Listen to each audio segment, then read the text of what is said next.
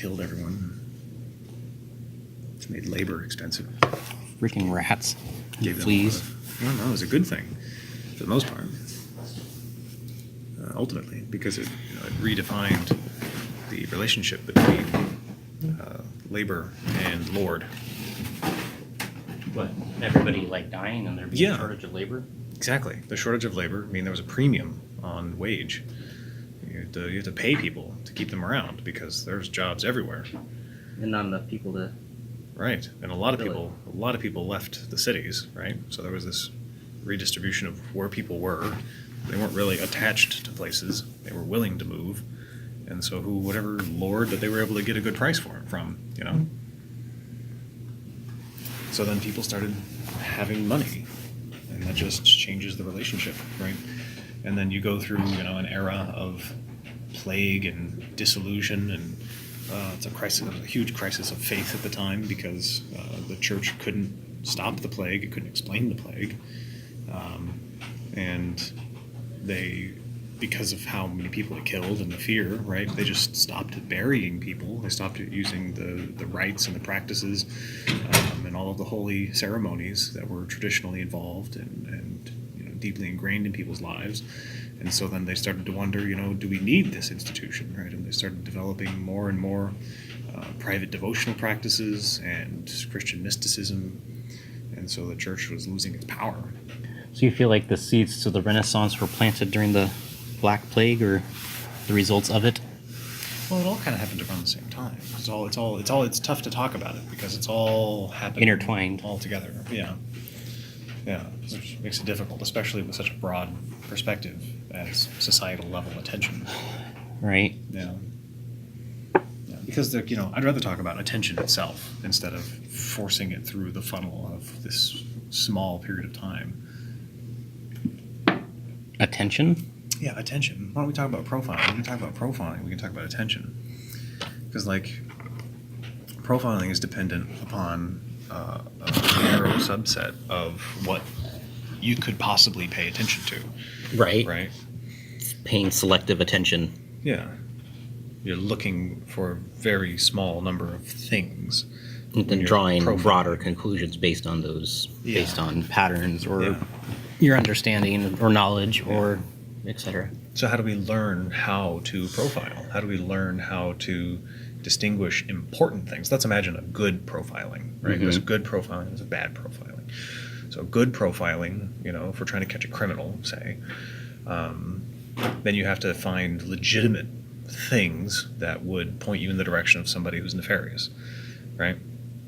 So in the case of a bank robber in Illinois, let's say all bank robbers in Illinois, for the most part, come from this area, right? And that's where it's high levels of inequality and blah blah blah blah blah, all these things that predispose criminal behavior. And then there's this pattern of bank robbery, and then you just start seeing in the different statewide area, there's a sort of pattern that gives you this idea that it's probably people who live in this area or traveling around this area because it's a consistent pattern, right? And so then what are the demographics in this town? Where are the regions with the highest inequality? Where are the more violent streets in that area? Okay, now we have demographics in a small subset of a urban setting. There's 3,000 people in this area, and the highest criminal rates live on this city. They live in this street.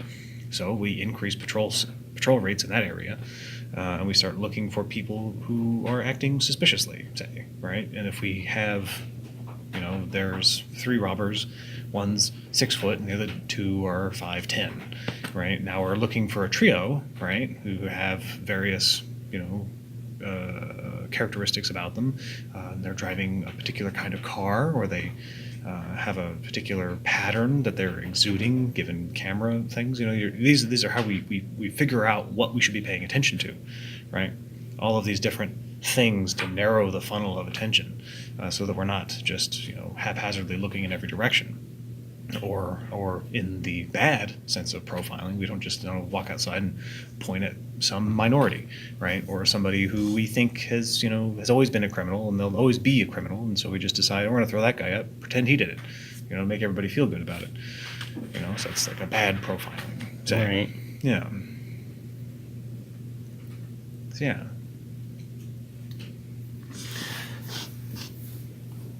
Any thoughts?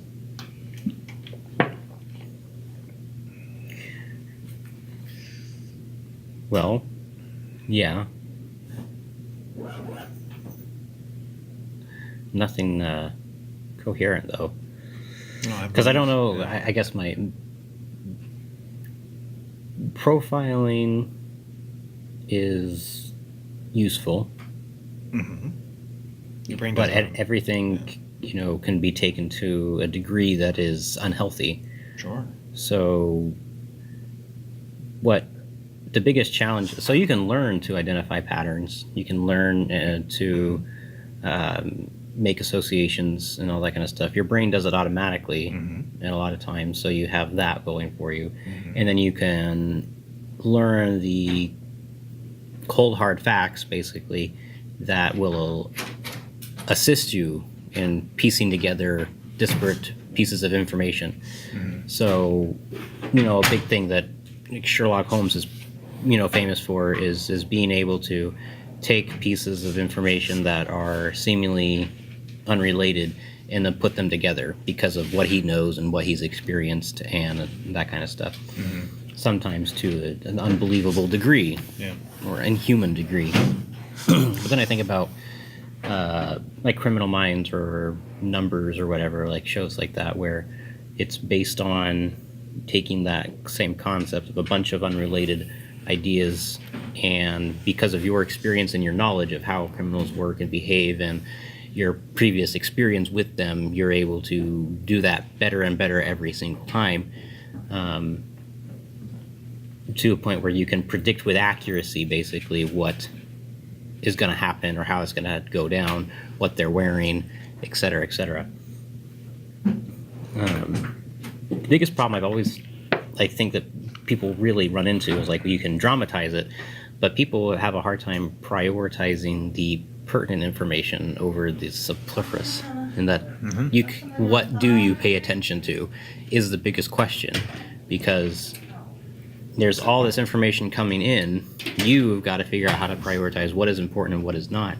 And if you overlook something that is really important and you think it's not, that could be that one thing that makes or breaks your case, so to speak. Yeah. And so I've always found that interesting myself, because if you look at situations where you have to take a bunch of information and then you have to decide what's the most important thing for you to pay attention to, I'm just well, there's so many variables. Right. I can imagine infinite amounts of possibilities based off of this information. As I've experienced more in life, I've been able to use patterns, based on what I can recall and that kind of stuff. But if I've never experienced it before, or I have no knowledge of the thing, and you give me two different pieces of information, and based on this, what could happen? It's any number of things, So I find it interesting. I was trying to initially come up with some way to the intersection of profiling and your initial point of widespread analyzation of societies at large and stuff like that. Because initially it seems like profiling an individual criminal and profiling a society, I guess, would require very different approaches. But then again, I don't know. I haven't really analyzed it, so that's what I was trying to do, and piece together the different elements that you would approach in both. So you take, does it scale is the thing, right? So there's different methods at different scales, right? And so for an individual, a criminal, the more criminals you interact with, the more bank robbers or serial killers or murder, whatever, you will pick up a pattern. And we now know that there is a pattern, and then we've even developed, a psychopathy around it, the lack of empathy or whatever, that that is what defines this type of characteristic, and you can identify you know, A early pathological- on, a pathological profile. as it a were. profile for and a disposition towards this type of thing from an early age based on all of our experiences and stuff like that. And so I find that interesting. But as like a society, like at large, can you do that? And it's really interesting because I feel like we've never experienced the same society twice. No. Throughout history, No. you look at everything is constantly changing. Yeah. And if you look at it on a geographical time scale, everything is advancing really, really fast as compared to like, natural evolution or whatever. So Sure. What is? I don't know what unnatural evolution would be. I don't know. What I don't know, unnatural- whatever. Now, I think I mixed natural selection and evolution together. Sure. Whatever. No. No. It's a point. My point. Could be artificial evolution, maybe. My joke was more on the idea of natural versus unnatural. Mm-hmm. It's like I don't know what's unnatural. That's unnatural, right? Oh, Yeah. you brought that up last week. You're right. Did I? No. Anything basically anything we anything- create is still a natural Still product. part of just a Yeah, different. because we are a natural product, so anything form. we make is a natural product. I mean, it's an arbitrary distinction people make. I don't know. I don't even know what's useful about it anymore. I mean, you can talk in a direction, but it's still, in my opinion, a natural product. Whatever, Yeah, I these think microphones. and Initially, I would probably only want to make a distinction between man-made food and naturally occurring food, and that man-made processed food is wreaking havoc on our bodies at a mass scale. I think processed food is probably a better distinction than unnatural food. Yeah, right? I wouldn't call it necessarily unnatural Right. or artificial. More processed is more accurate, but I think that Yeah. if I were to use the terms in loosey goosey, then I would Yeah. I would probably that would be the biggest distinction for me is this is a food that's been processed over and over and we've added a bunch of chemicals to and it actually has no nutritional value, but we eat it on a daily basis and then so we probably should not. Yeah, probably different methods at different scales for using the term natural. Right. Yeah. But yeah, I guess my point initially was that things are happening very, very fast, and every single generation, even at this point, is different. And we have a hard time like separating what generations mean. But Sure. I think we can see that even 10 to 20 years is a big difference Yeah. right now. Mhm. 150 years ago, you may not live 20 years. So I don't really know that it's a big difference. Now you might live 80. So Well, if you made it to 5, you probably made it to 20. just life expectancy has increased. Yeah. So For sure. that gives us a lot of time to figure out what we want to do with our lives. So we have we have choices that we can make. And I guess you also kind of have to make a distinction between first world or Western versus non-Western I mean, you societies. can't make that distinction. I think that, Or maybe it's yeah. beneficial to make that distinction. Well, I think that you can On some level. you can categorize and separate certain points, which can be useful that way.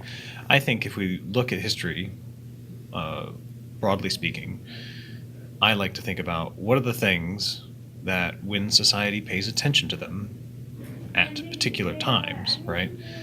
So the question becomes is when is it important to pay attention to the sewer system? When is it important to pay attention to the rights of women? When is it important to pay attention to going to war with your neighbor over food? When is it important to pay attention to the arts, right? So we can see a pattern through history, right? When there's a material surplus, people tend to start paying attention to luxuries, right? And then they Right. pay attention to luxuries for so long that they hollow out society and it collapses, or they're conquered, or they just go to civil war, or everybody kills the aristocrats, right? Or the aristocrats hire a bunch of mercenaries and oppress the little people, or a plague rolls in because nobody's paying attention to these other things, right? Like the sewer system, or the rights, or property, or all these other things.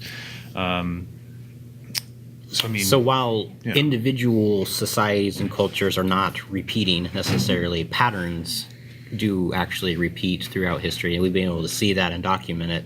But despite that, we still can't seem to stop it from repeating. I don't know. I mean, Maybe it seems like we can't. I don't know. I like to think that historians are always pretending to justify themselves. I say pretending from my perspective, but they're always justifying themselves by people who do not know history are always doomed to repeat it. And history can't help but repeat itself in a sense because we're looking for those things, right? Our brain sees things. Yeah, that it repeat, could just be but- like a wide scale hindsight bias or something like that. Exactly. I mean, effectively, that's what it is.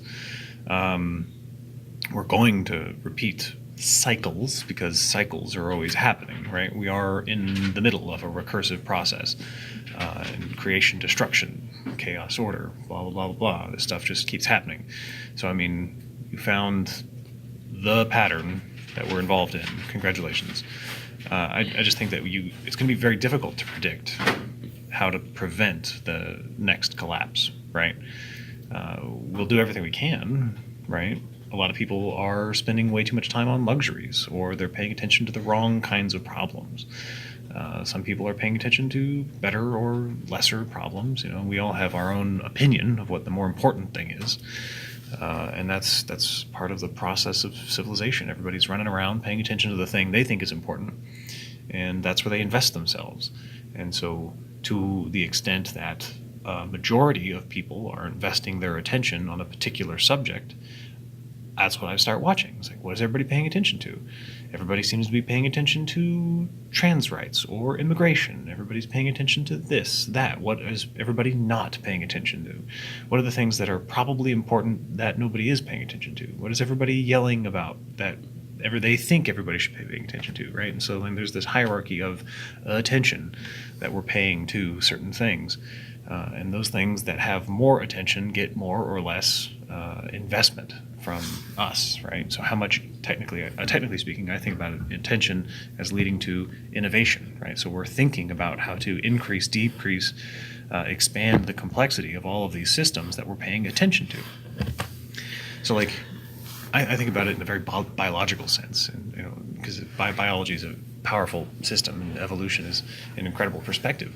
But what I like even more than that is a meditative practice from the position of the brain. When we think about attention in a biological sense, attention is literally just the conscious experience of sensation, right? So stimuli into the body, and you're actually recognizing it. So when I say recognizing it, you're shunting that stimuli into a pattern recognizer, aka short-term memory, and then it's being consolidated and referenced given other stimuli in the body.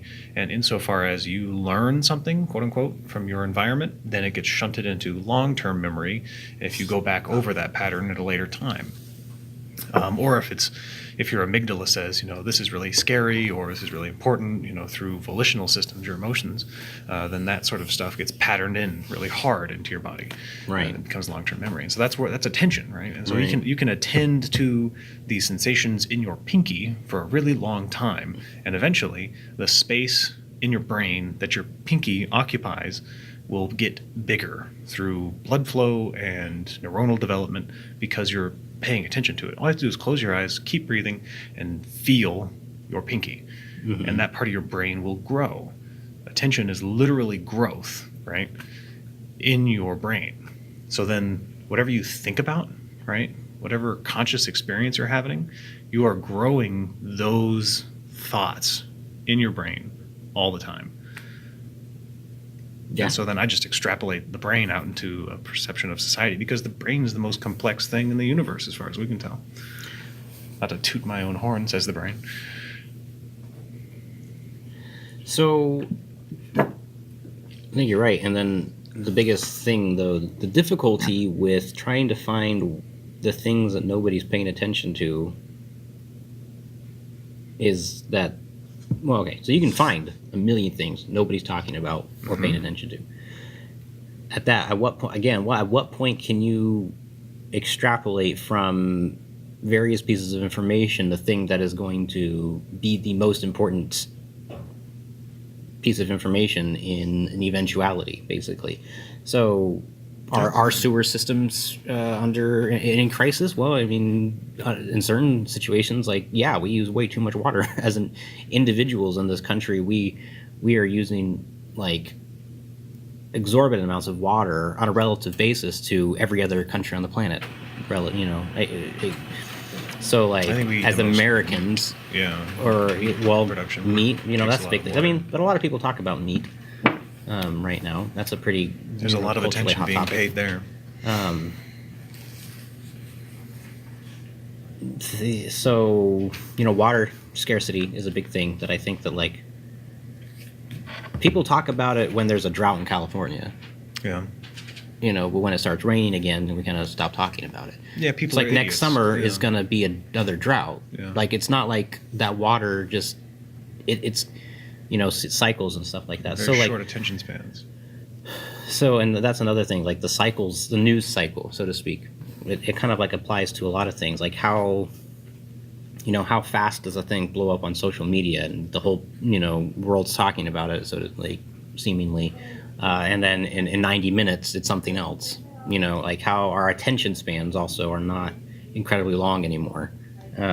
Or you know, I think don't you're want to speaking- just like you're throw speaking that broadly, out there. yeah. You know, broadly Yeah. speaking, as a societal thing, it just seems from what we can observe that people are not watching videos for the same length. People that you know they were in you know previous years. People aren't reading as many books as they were in previous years.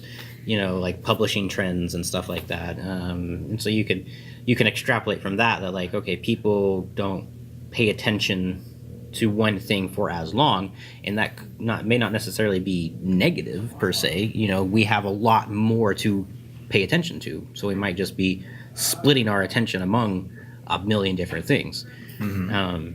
Now we can, through you know some studies and stuff, we can basically debunk the idea of like multitasking. You know, and that you're not really able to focus on more than one thing at a time and still do Right. it well.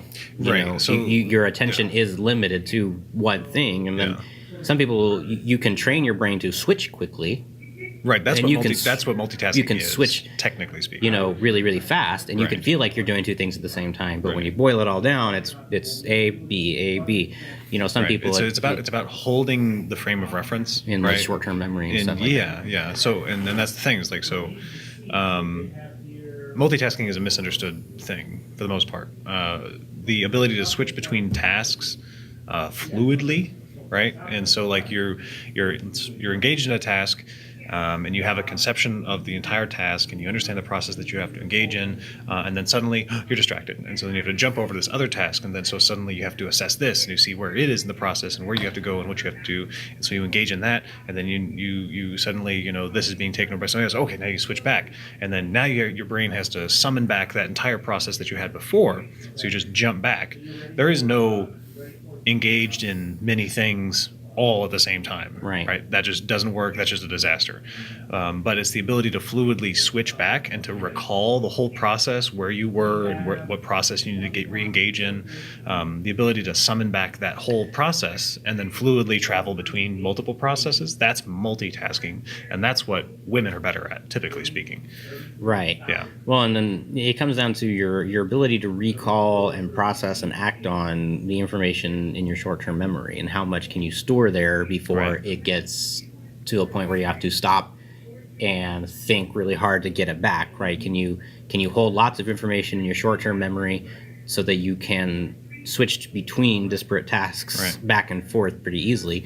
But even at that, the amount of energy it takes to switch and stuff like that often decreases your effectiveness in each area. And so that, like, you can see that through tasks that are simple, like simple tasks, it's fine, right? But the more the more complex the task, the worse you will do, the more you switch, basically. I think it's And dependent. so- It's dependent on user skill. well, right? that's so simple task to one person, maybe not simple task to another person. Right. So I think that's relative to an individual. Yeah.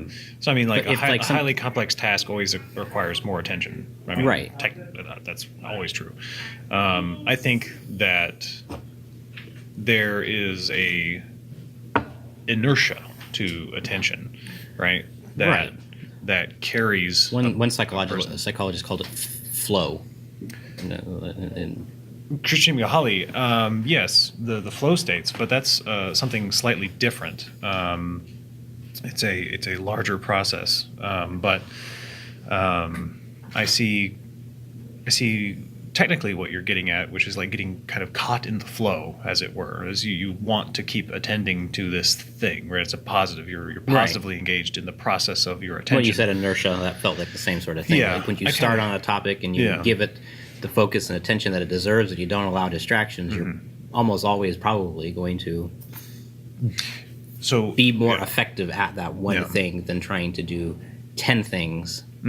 You know, Yeah. you can do one thing really well, or you can do 10 things pretty okay. Yeah. Like, you're not going to do 10 things really well in the same way that you do one thing really. So it's like kind of Yeah, the kind of not- the confusion of the poor understanding of multitasking that we were talking about earlier that doesn't really work out.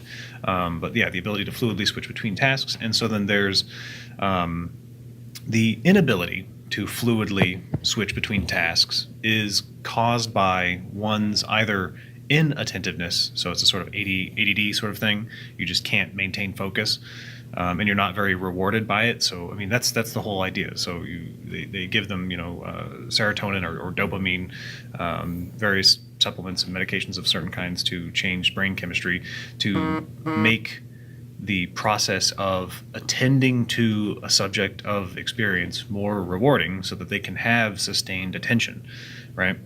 And yeah. Right. so multitasking is the fluid switching between tasks and being able to actively recall the whole task and where you are in that task. The ability to sustain attention at a singular task and maintain focus and to follow that process all the way through, or to be actively engaged in problem solving while attending to a higher order task, that's effectively flow, right? And this activity, insofar as it is rewarding and engaging, or you are able to, in a disciplined manner, force attention through this continuous space, you have this mental inertia that I'm kind of referring to, is that you want to keep doing that. And insofar as you switch, you know that you're going to lose a certain level of resolution, of understanding of that process when you switch to another task. And this is why people become sometimes angry, or they become disengaged from like family members, like their son or their wife or what have you, will come up to them and say, hey, I want to show you this, or daddy's busy right now, say, or honey, can you do this for me? And you're like, can I do that later because I'm really in the middle of this right now. This is the cognitive inertia of propelled attention, right? And so I don't know, I just keep thinking about the old data. I'm not sure what the data is anymore, but I'm fairly certain that the ability to actively hold on to that process and switch tasks fluidly, the fluid transition and maintenance of process resolution, the multitasking, quote unquote, is what the females would be better at. But then the males, typically speaking, again, gross generalization here, this is just what the brain data say, it's the ability to maintain focus through a long-term active engagement on a singular task. That's typically what you see the males performing better at. And this is often the distinction that people talk about when they talk about brain science and the genders. These different regions are how you would distinguish typically in a very general way. It's Right. nothing. Well, and it makes Yeah. sense, like back in the day, hunter-gatherers and stuff like that, when we were developing our brain, Yes. more or less. You can see a exactly man, where it generally fit, speaking, yeah. was part of the group of people that went out and hunted, and you have to stay focused on that one thing for a long Right. period of time at different points in time if Yes. you're hunting it, right? Yeah. If a woman who has a natural-born caregiver because of at that point in time, the necessity of taking care, like they had to take care of the needs of the child, because a man They were couldn't engaged in necessarily. very very different tasks. But they Yeah. had the children and everything else to do, right? And so it makes sense that they would Yeah. develop the ability to give a lot of attention to this really, really quick, fix it, and then all of a sudden go back to this thing, and then Right. all of a sudden and then go, fix the food, fix the house, fix the Right. kids, fix the village, Yeah. go, repair the teepee. I don't know, but the primary thing for a man to be good at that period of time was killing things or whatever. So you know? I think that we have to. I feel forced by our time and place to say that these things are generalizations, and they're not Right. should or are or must be. We shouldn't develop an ought from an is or was, or that if it you- should be this way because Yeah. it was at one point at that time. Yeah, I don't think it's that way anymore. I'm yeah. just speaking broadly It's- to the yes. development of the brain. it's the proclivities Makes a of little the sense sexes. that way, and yeah, so yeah. the ability, and so it makes a lot of sense nowadays. The best civilization builders, the people who tended the best to the tribe, were women, and the people who went out and sought and brought back the best things, whatever that is, were typically men. Though women did that, and though men spent time at home, there were categories of being that we recognized. Right. Yeah, and then it speaks vaguely through the symbolism of all ancient cultures. And so, like now, though, I think we're in a different time and place, and I think things are changing rapidly, like we've already discussed, to the Right. point where it's really actually quite confusing what the role of the genders means, let alone what we should do with it.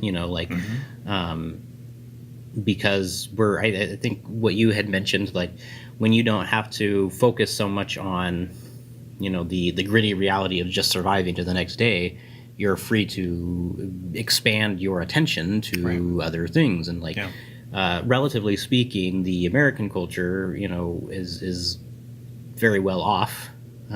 We have a lot of time to devote attention to the luxury of innovation.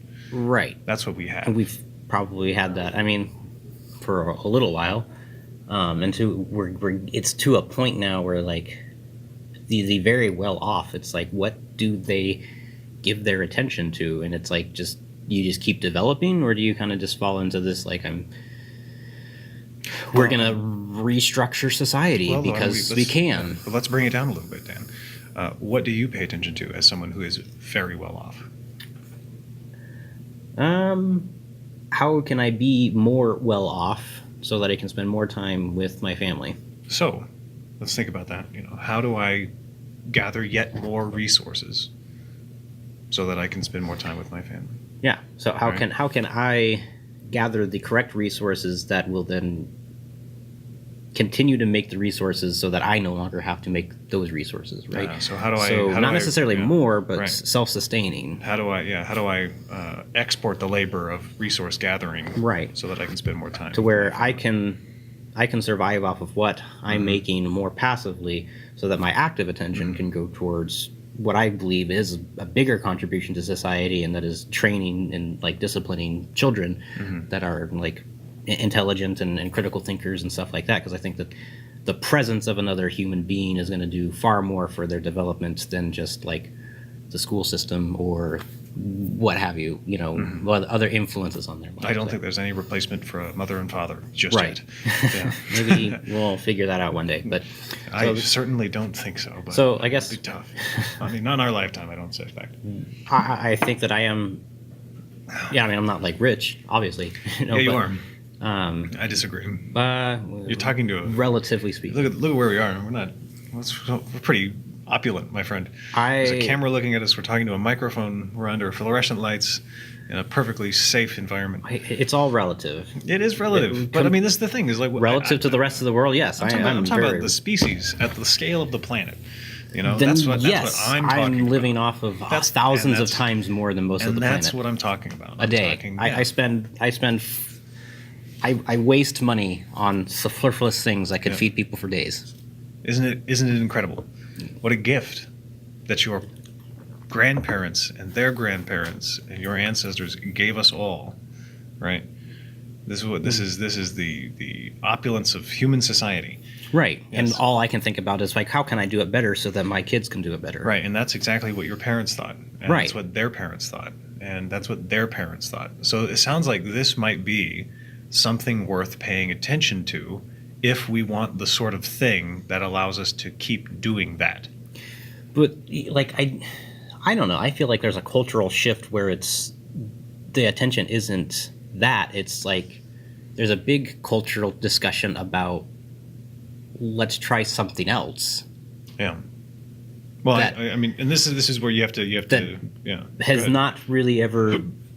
accomplished the same thing. And you can take that as multiple different things, multiple Yeah. different talking points. But it's like we're so bored. It's like, let's go back and try that thing from the 20th We century. call it bored, but I don't know what I else know. to call it's it. opulence. It's luxury. That's what I call it. You know, We anything have all the anything time. that isn't actively like working for food, you know, shelter, clothing, you know, that sort of stuff. And if it's not that, then it's luxury. Right. Right. So That's so my opinion. we have the luxury to talk about Yeah. things that didn't work and let's try that again, Yeah.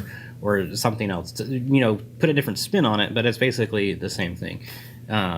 And I don't know. It's kind of like I don't know. I don't really feel like the spirit of our big society is how can we make it even better. Yeah. You know, it's kind of more like, you know, there's all these problems. How do we fix all these problems? I don't know. Like that's what you take a huge aggregate of news and media, it's always talking about the problems we're facing, and it doesn't always seem like it's fixing the problems. Yeah. It's more like just talking about the problem. I don't Yeah. see it, and So I'm not going to yeah. point fingers, and this is painting the huge like a country in a big broad brush.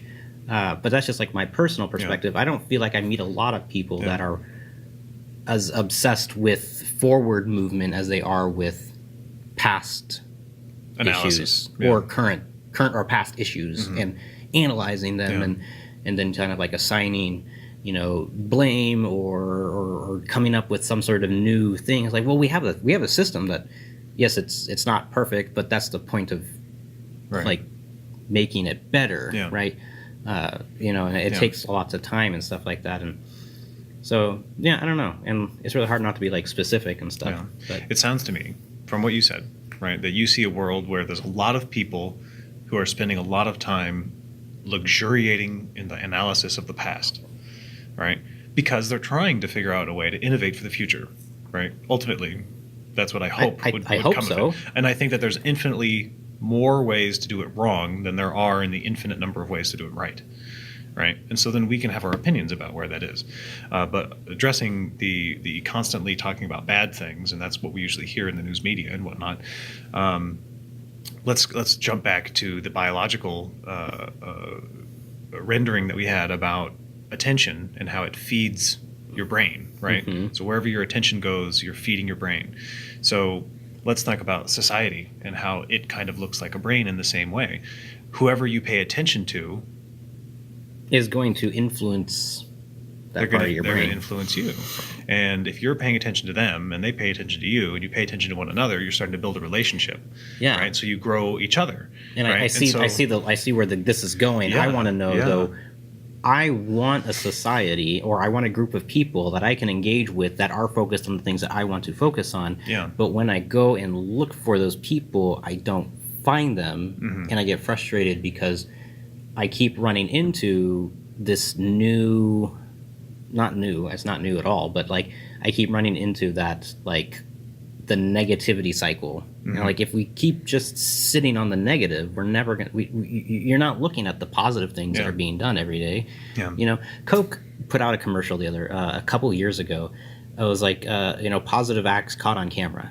People returning purses and like Yeah. giving up their seats in public and stuff like that. And it's like the news doesn't cover that because Yeah. that doesn't sell. You can't really make a story out It's of that. because nobody remembers it because our brains remember bad stuff. Right. Yeah. So the advertisers and the news media tell you bad things because you'll remember it longer, and then that means you'll remember them longer. Right, So and the you'll be more longer likely to you- give them attention or Exactly, money or whatever, exactly, stuff like that. Precisely. And so, but at the same time, it's almost like it's snowballing to the point Yeah. where the only thing anyone can talk about is the negative stuff. Right. But like we're not going to move forward that way Yeah. because we're not focused and like you said, like giving the attention and growing our brains in a more like positive direction. And by positive, I guess like building a better system, Yeah. you know, that takes care of more people. and all that Positive kind of stuff. in an additive and constructive sense. It Right. doesn't necessarily have to be a moral sense. Right, and I don't know, Right. bringing the morals and ethics into it, I think, Yeah. is And that's Shaky. It's completely in a sense subjective. You know, if that term is to have a true purpose, even though I think we could analyze that. I do have to go to work. I believe it is time. I must go. well, it was a good talk. Yeah. What is next week? Is next week dead week or is next week finals week? Next week is finals. So we are, Knee deep in dead week, I suppose. That's what they call this week before finals. Is that right? yeah, well, we're just getting started since it's Monday. Yeah. But this is probably going to be the last Yeah. Circle of Reason. I plan to be drowning by the end of the week. I am knee deep now. No. I don't think so we're not going to have it next week. Okay, yeah. And I don't think, based on our current numbers, I think the club has reached a decision that we're not going to keep limping it along Oh. next term. So in the Circle of we Reason? might find another avenue of approach to do something like this, but I think Circle of Reason, as we know it, this is the last term for Wow. that. So I bid you adieu. Take care of yourselves. It's dangerous out there. and with that, we are done.